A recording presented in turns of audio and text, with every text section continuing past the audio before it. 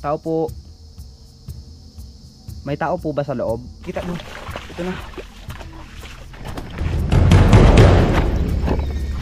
Dali.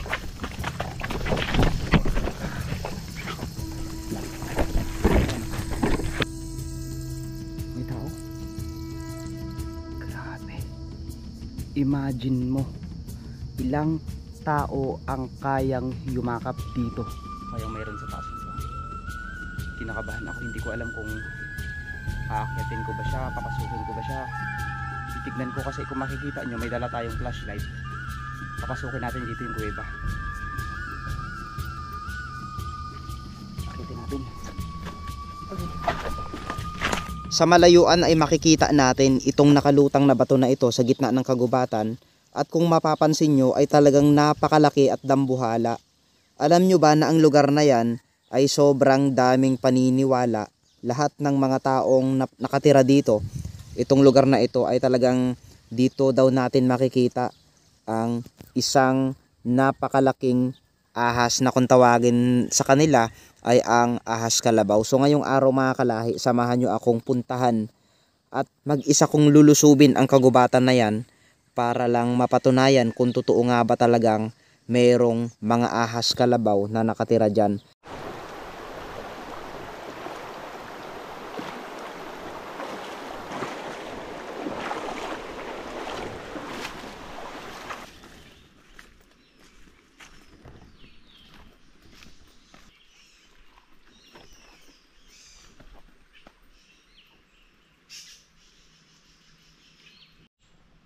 Papasok pa lang tayo sa kagubatang ito mga kalahi, ay sinalubong na tayo ng mga kakaibang tunog ng mga ibon na tila may nagbabadya, nakakaibang pangyayari ngayong araw na ito. So nandito tayo ngayon sa gitna ng kagubatan kung saan pupuntahan natin yung bato na sinasabing pinamumugaran daw ng mga dambuhalang nilalang dito sa Mindoro. So mga kalahi, kamusta kayong lahat? Welcome sa panibagong episode.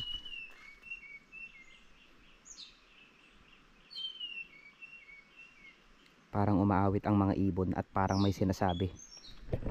So mga kalahi, welcome sa panibagong episode ng ating vlog ngayong araw na ito. Samahan nyo ako at puntahan natin ang isang kakaibang dambuhalang bato dito sa amin, na kung saan meron daw ditong mga dambuhalang nilalang. So kung bago ka pa lang sa aking YouTube channel ay huwag mong kalimutang i-like, share at i-subscribe mo na rin ang aking YouTube channel para palagi kang magiging updated sa ating mga vlog. So kakaiba yung pakiramdam dito. Parang alam mo yung may nagbabadya talagang kakaiba. Parang mayroon tayong matutuklasan na hindi natin alam sa lugar na yon.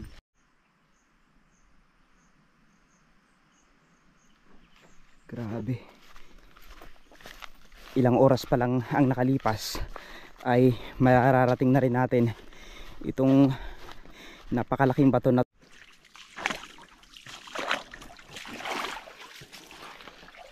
Grabe mga kalahi. So sinusunsun ko itong sapa na ito patungo dito sa taas na ito, sapagkat dito natin makikita yung bato na yun. Pero kapansin-pansin at kanina ko pa rin nararamdaman na parang mayroong kakaibang mga sumusunod sa akin. Hindi ko alam kung ano yun. So sana maging safe ang pagpunta natin dito. Bago pala natin ipagpatuloy ang ating vlog mga kalahi, ay tatanungin ko muna kayo kung saang lugar nyo napapanood itong vlog ko na ito at taga saan kayo, para ma-shoutout ko kayo sa aking mga susunod na vlog. Isa sa mga napansin ko dito, itong halaman na ito, halamang kahoy, na kung saan makikita natin dito. Mga kalahi, paki-comment nga po kung kinakain. Kung kinakain ba ang mga bunga na to, kasi parang ang sarap niyang kainin. Ayun o, parang ang tamis-tamis niyang kainin. So paki-comment naman po mga kalahi. Hihintayin ko ang comment nyo. Grabe. Tignan nyo yung mga dinadaanan natin. Talagang gubat na gubat at indikasyon talaga na halos walang taong pumupunta dito. At madadaanan nga natin itong napakalaking akasya na ito na napaka-creepy. Alam mo yung kapag mag-isa ka dito, mararamdaman mo talaga sila na tila parang nagmamasid lang sila sa'yo at parang binabantayan nila ang bawat galaw mo. So sa mga subscribers natin dyan at mga bagong viewers, silent viewers natin na nanonood kung ano nga ba yung pakiramdam habang pinapanood nyo ang vlog ko na ito. So kung mapapansin nyo, ako lang mag-isa dito ngayon, pero yung ambience ng lugar, lalo na dito sa area na to, kung makikita nyo, di ba? So iba'y, uy, mayroong pukyutan. Tignan nyo mga kalahi. Ayan, may pukyutan oh. Ayan, tignan nyo, ang laking pukyutan mga kalahi. Grabe. So nagulat ako. Tignan nyo, nakita nyo ba yan? Pukyutan. Hindi natin mapapansin basta-basta ang pukyutan na ito, sapagkat kung makikita nyo, camouflage siya, kasing kulay siya ng balat ng akasya na nakikita natin ngayon. Ayan oh. Grabe, ang dami nila mga kalahi. Yung iba lumilipad, yung iba naman ay naka-stay lang dyan at habang nagpapahinga sila. So tara mga kalahi, magpatuloy tayo. Kaya pala, pakiramdam ko parang mayroong mga kakaiba doon. Yun pala, may mga bantay. At nakita ko doon yung pukyutan. Grabe, namangha kasi ako. Alam mo yung pupunta ka sa isang gantong lugar, tapos hindi mo alam na may madidiscover ka. So ganun pala yun yung pakiramdam. Ayan, nakatagpo tayo ng kulupong ng mga bubuyog dito sa kagubatan. Bagamat ay hindi naman siya agresibo dahil hindi naman natin siya ginalaw, ay mag-iingat pa rin tayo sapagkat hindi natin alam ang kanilang mga gustong gawin kapag umatake ito sa atin. Nakakatakot din, para din naman sa kaligtasan natin. At syempre doble ingat din tayo, no? So malapit na tayo dito sa batong ito at talagang matatanaw ko na kung ano talaga ang kakaiba dito. So ayon sa kwento ng mga taong taga dito, ay meron daw ditong mga nilalang na nakatira, mga dambuhalang nilalang na kinakatakutan nila noon, sapagkat dito mo daw makikita ang isang dambuhalang ahas na kulay itim at tinatawag nila itong ahas kalabaw. So sa lugar nyo mga kalahi, tatanungin ko kayo, lalo sa part ng Antique at Iloilo, part ng Mindanao, so ano po ang tawag nyo sa mga malalaking ahas? So sa amin dito sa Mindoro ay may tawag kaming ahas kalabaw, at pinaniniwalaan namin yun na nagmula pa sa ibang lugar.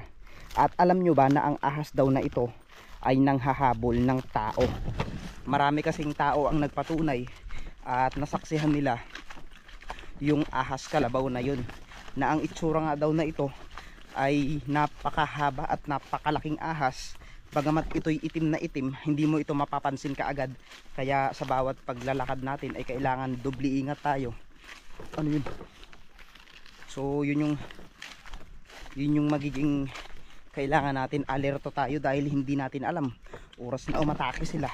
Ang nilalang daw na ito ay sobrang bilis, at ang ulo daw na ito ay parang hito. Alam nyo yung hito, catfish.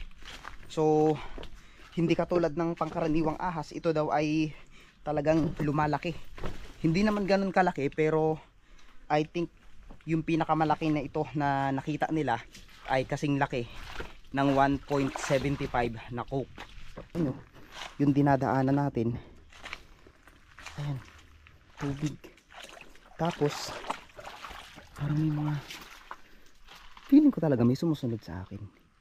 Kanina ko pa naririnig at naaaninag, hindi ko lang alam. Takot kasi ako dito sa lugar na ito mga kalahi. Alam nyo ba na hindi basta-basta ang pagpasok dito, dahil syempre bukod sa mag-isa ka lang, hindi mo alam kung aatakihin ka ng mga nilalang dito. Anong senyales na to dito? Ano yun? Ano yun? Kinikilabutan naman ako. So ito, yung malaking bato na to, kinikilabutan ako mga kalahi. Tara, huli tayo. Syempre dala ang ating lakas ng loob, at syempre ayan, tignan nyo naman ilalim, para akong lalamunin. Ito tignan nyo, may mata at mayroong butas. Ayan, grabe mga kalahi, hindi ko may paliwanag yung pakiramdam. Grabe lang po. May tao, parang may tao. Feeling ko may mga tumitingin sa akin. Feeling ko mayroong mga sumusunod sa akin.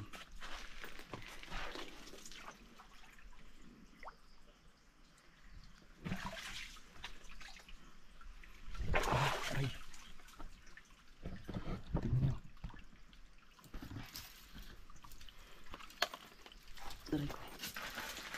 tignan nyo yung tubig. Kunti na lang yung umaagos ngayon. So ibig sabihin, nandito na sila. Nadaanan. Kung meron kayong makikitang kakaibang nilalang. Alam kong may mga subscriber tayo na aray, putik. Dugo. Tingnan nyo. Dugo. Grabe mga kalahi. Dugo. Aray ko. Yung sinasabi ko eh. Tablingan pa rin tayo. So dito tayo dadaan. May mga putik na pa rin. Ano yung kamay ko.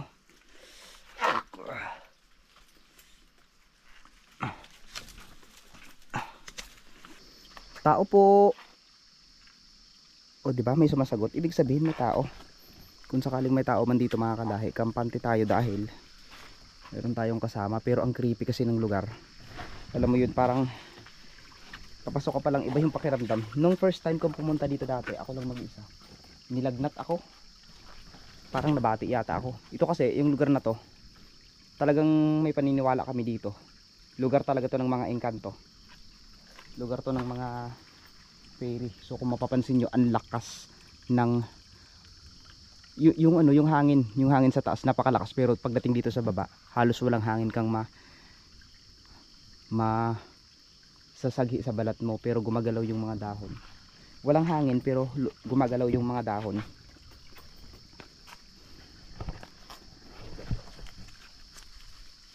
Ang dami ditong mga gabi. Kung makikita nyo, ayan, ang daming gabi. Ayan o. So eto na siya. Ito na siya mga kalahi. Ito yung katotohanan. Grabe. Imagine mo, ilang tao ang kayang yumakap dito. Halos ito lang ang bumubuhay sa dambuhalang bato na ito. Ayon sa paniniwala nyo mga kalahi, kukunin ko ang opinion nyo. Naniniwala ba kayo na ang lugar na ito ay tirahan ng mga kapre at mga elemento? Paki-comment naman po, dahil alam ko hindi man natin sabihin ay napakatagal na ng panahon na ito. Inabot na ito ng almost 100 years nang nakatayo dito. Pero kung mapapansin nyo, hanggang ngayon ay nananatili pa rin siyang buhay at nakatayo. So yung area na to, ano ang likod na to? Pasukin natin. Parang pakiwari ko na sa loob lang ang mga ahas ngayon.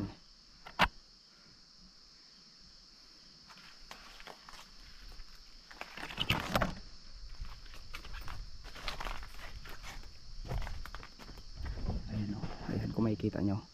Diba? Gusto ko siyang akyatin. Gusto ko siyang puntahan. Puntahan natin. So doble ingat tayo. Tabi-tabi lang po.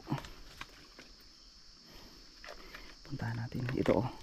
Mga kalahi, gusto nyo bang humingi ng kahoy na to? Matagal na po ito dito. At alam nyo ba, yung kanyang kulay pula. Ayan, matagal na po ito. So pwede siyang gawing gamot.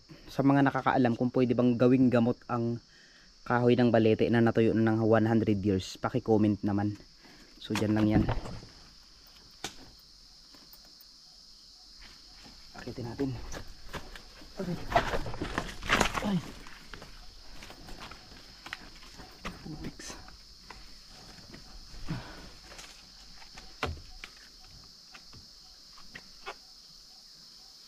Papasukin natin para sa inyo. Ayan kung makikita nyo. May tao po. Tao po. May tao po ba sa loob? Pwede po bang magparamdam kayo? Kung may elemento man, may mga sinaunang nakatira dito, magpakita nga po kayo sa camera. At yung mga viewers na natin ang bahalang humusga. Hindi man kayo magpakita sa akin, kahit magparamdam na lang kayo. So kayo nang bahala. Alam ko pong maraming mga kakaibang elemento dito. Gusto ko lang pong sabihin na nagbablog lang po ako at gusto kong ipakita yung bahay nyo.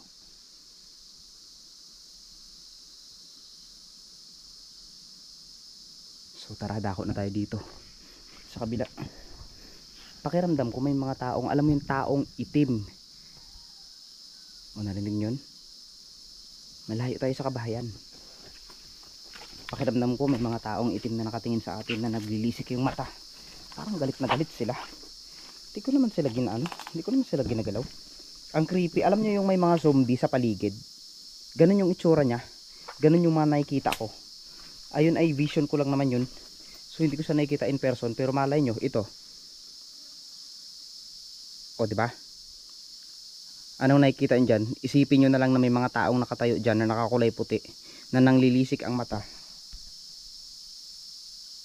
Diba? Tignan nyo, baka may sumusunod sa akin. Paki-comment nyo kung may sumusunod sa akin.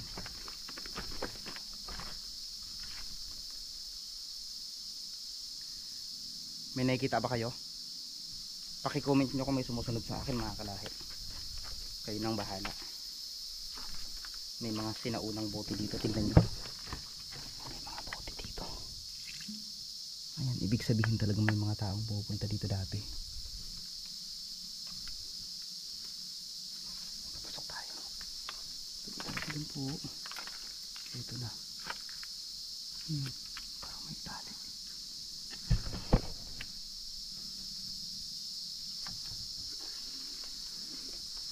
Ayun na, may tali. May tali. Ano to? Oh my god. Tignan nyo ang nangyari. Tignan nyo mga kalahi.